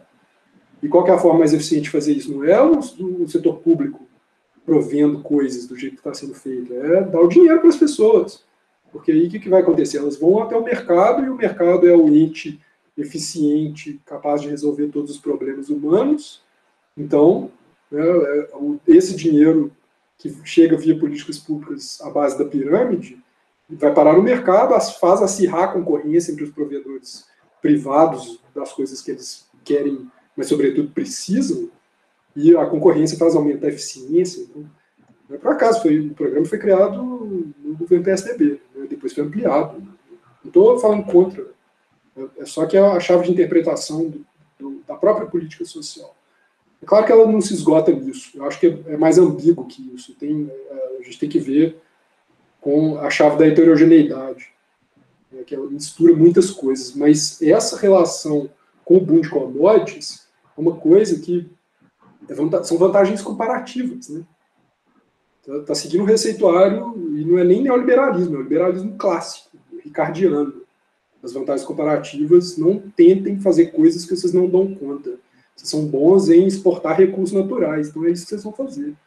E isso, de certa forma, foi preparado lá pelo governo FHC nos programas de incentivo à exportação, no Avança Brasil, né, e que o governo Lula dá continuidade através dos projetos de infraestrutura na Amazônia. Né. Então, eu acho que tem esse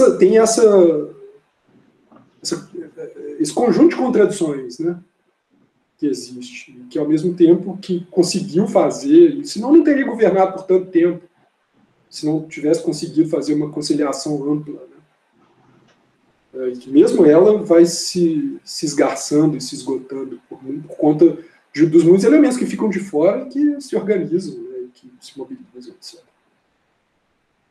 Precisaria de muito mais tempo, né, para poder... Com certeza. Os assuntos são muito ricos, né? Por isso que, assim, até me eximi nessa primeira rodada, porque realmente são perguntas muito interessantes, né? E, enfim, acho que entre vocês dois tem uma conversa frutífera aí, né, Marcelo e Felipe?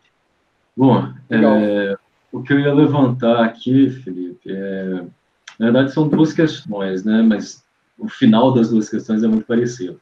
A primeira delas é um pouco pensando, assim, em alguns assuntos que você já estudou, né, ao longo da sua trajetória aí, que é essa questão léxico-conceitual, que está em várias ciências sociais, mas particularmente na geografia, que é essa trajetória de conceitos que vai desde lá de trás, de metrópole fordista keynesiana, para o momento seguinte, de espaço pós-fordista, e aí cidade global, e aí cidade liberal, neoliberal, pós-metrópole. Então, o final da pergunta é, né, e agora, né, na sua percepção, para onde a gente está indo, o que está surgindo aí? Isso conecta com a segunda perna da pergunta, que aí é absolutamente conjectural mesmo, que é a sua percepção sobre o nosso ponto dialético atual, né? Você falou bem rapidinho ali no final dessa dialética, por exemplo, na ótica da urbanização extensiva, né, que ao mesmo tempo destrói, mas abre possibilidade para construir através de uma politização das massas, né, cada vez mais estendidas. Então, na sua percepção do curtíssimo prazo agora que a gente vem vivendo, né, estamos no contexto agora de eleições municipais, por exemplo, quais as reações, né, que a gente consegue perceber agora e o que esperar nessa conjuntura, quer dizer, no certo sentido, para onde a gente está indo, né? No sentido conceitual, né? Então, é a primeira questão. A segunda questão é para onde a gente está indo no nível mais concreto, assim, do fenômeno, do espaço concreto, o que está acontecendo, o que você percebe sobre isso. E, lógico, né? Tudo especulação, porque é impossível saber para onde vamos, mas um pouco das suas percepções até agora. A professora Simone levantou a mão.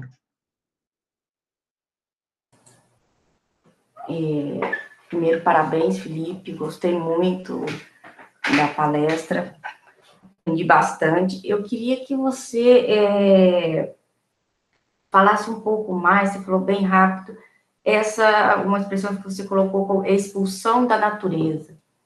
Eu queria que você explorasse ela um pouquinho mais.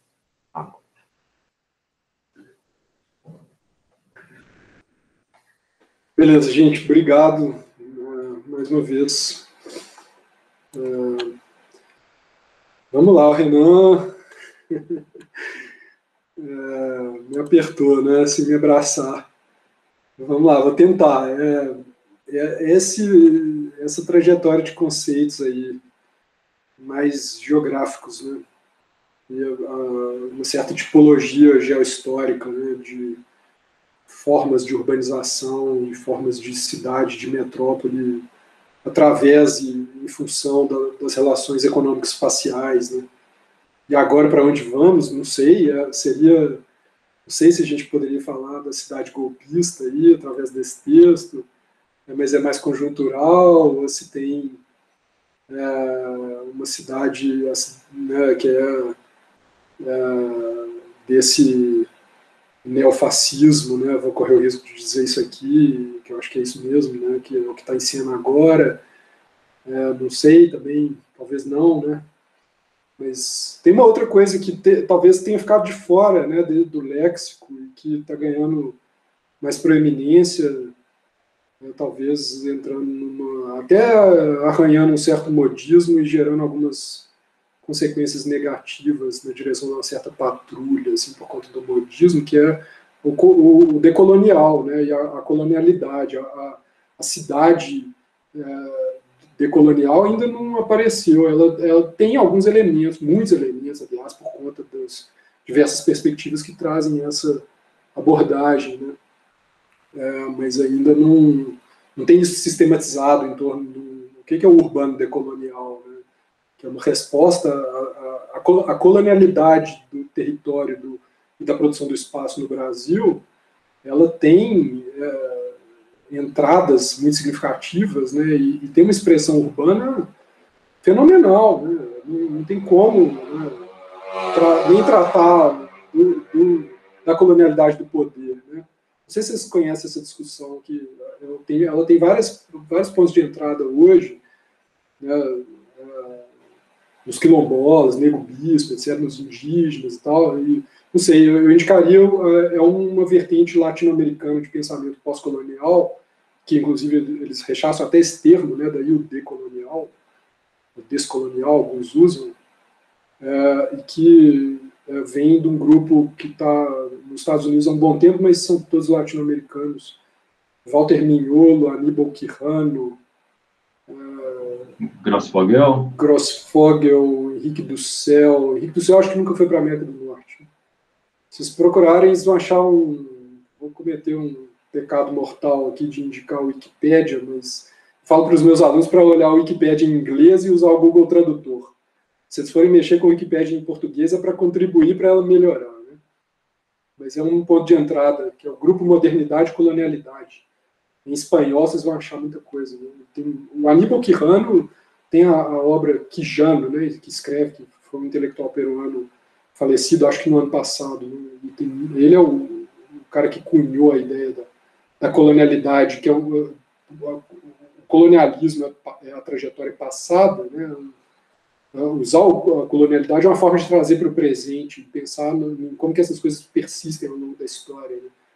E o poder na América Latina é estruturado em torno de padrões que são diretamente vinculados à trajetória colonial, mas que mantém viva uma perspectiva colonial, que é intimamente relacionada à prática do racismo, né? Como uma coisa estruturante da sociedade, né? Que não é superficial de forma alguma, pelo contrário, né? Dessa perspectiva é fundante das relações sociais. Né? Eu acho que está faltando isso, né? E tem um certo risco, por conta das coisas tão rápidas demais, né?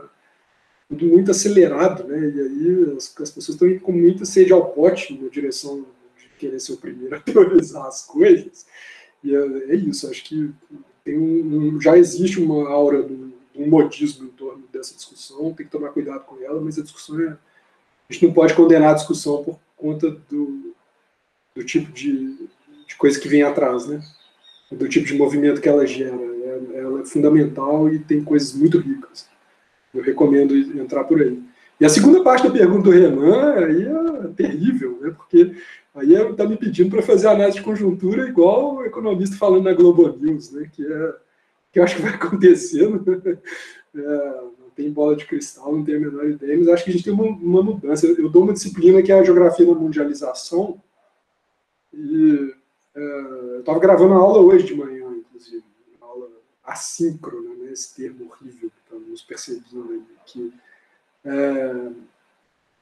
dizendo o seguinte, que o movimento de mundialização ele tem uma lógica pendular ao longo da história, né, do capitalismo, né, e não só do capitalismo, até anterior, né, que a gente viveu um longo interregno nacionalista mais fechado do Fordismo, né, do período do Fordismo keynesiano. O capitalismo anterior à crise de 29 era altamente globalizado.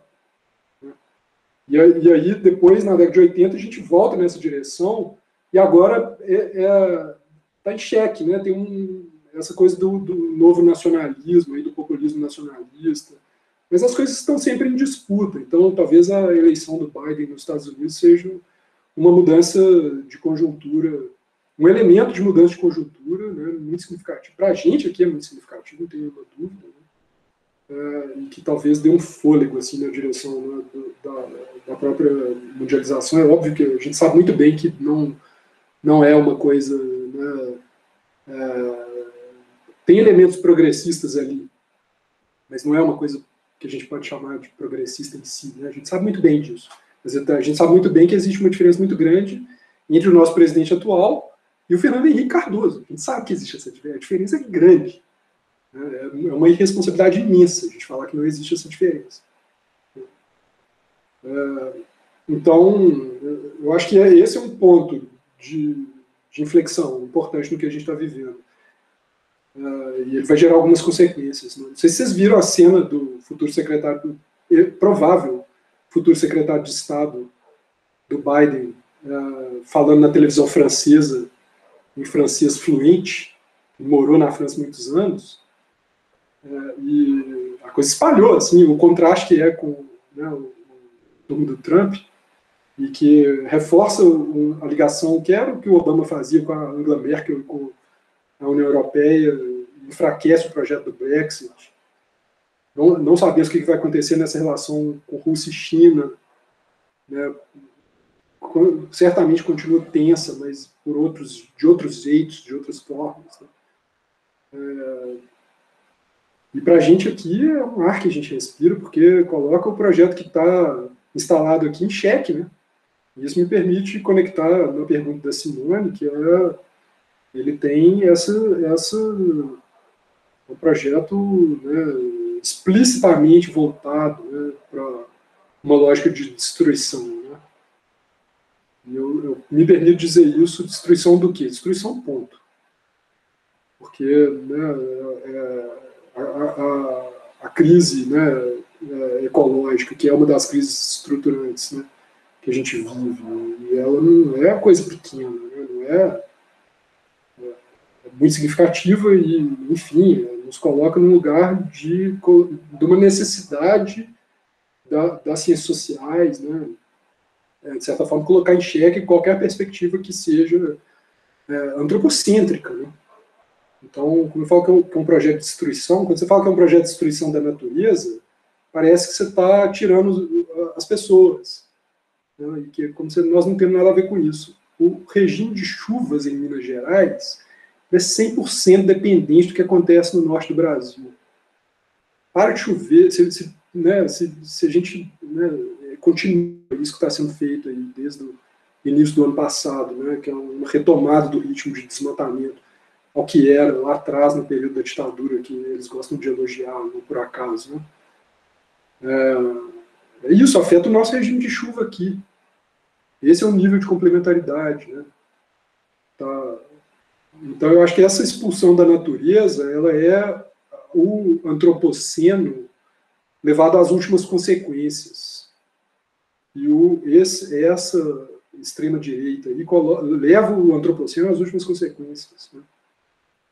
Porque tem uma visão colonial, né, da natureza, como é aquela coisa, não é século XX, não, é século XIX. A natureza é inimiga a ser domada, né, ela está nos atrapalhando, a gente tem que tirar isso da frente, e o trágico é que essa visão tem uma ressonância importante mesmo na Amazônia, né? Dentro dos estados da Amazônia. Não é à toa que existe uma aprovação, uma certa aprovação desse regime em curso aí lá, né? Que tem muita gente que a lógica econômica depende disso. Aí ele vê o ambientalismo como uma coisa que é elitista, né, e é o que está vindo de fora, atrapalhar os projetos deles, etc.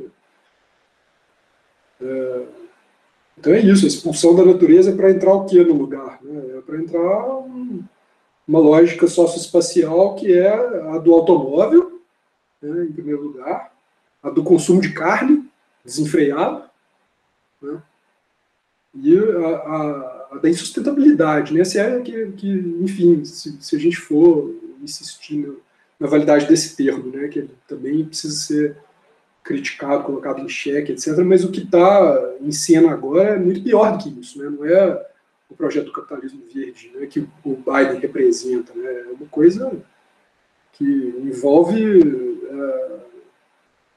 né, colocar a indústria, né, do petróleo, né, o capital do petróleo num lugar de expansão desenfreada e de fluidez, abastecido pelo confronto direto, né, dessas questões, e ele depende intrinsecamente de uma estratégia mentirosa, né, de coisas tipo fake news, etc. E isso é uma coisa que eu pulei na minha apresentação, que eu acho que é muito importante entender na guinada conservadora, né, desses últimos 6 anos, mais ou menos, é que como que no início da década, o que acontece na relação entre política e internet, digamos, né, e novas tecnologias de informação e comunicações, é que os movimentos sociais, né, eles descobrem e passam a usar, instrumentalizar e tal, e viram um terreno, né, de atuação, o encontro entre redes e ruas, né, que foi muito comentado, como um aglutinador, tanto em 2011 no mundo, 2013 no Brasil, etc. O que acontece depois disso é que vou ser curto e grosso aqui, a direita descobre a coisa. E ela tem muitos, o arsenal, né, que ela consegue usar a partir dessa incorporação é muito forte, né, porque envolve dinheiro. Então, essa parte aí das fake news espalhando por grupo de WhatsApp, né, que é a reportagem da Folha, ainda durante as eleições de 2018, que o TSE não fez nada a respeito e tal, né. Isso já estava anunciado há muito tempo, né, que desde lá de 2014, né, quando esses grupos começaram a se articular, BR nas ruas, não sei o que é o que eles estão usando, contratam uma grande agência de publicidade, que é o que eles sempre fizeram, para poder gerar conteúdo no YouTube, nas redes, e ficar espalhando coisa, né? Isso não foi poucos meses antes das eleições, e nem é só a família ali, né, que faz isso. As redes são mais ampliadas, e essa parte aí tem alguns autores falando em entropia informacional, né, que a gente chegou num nível de desorganização do ambiente da informação por conta de um processo entrópico, né, e que tem a ver com uma poluição imensa, né, do tipo de informação que está circulando.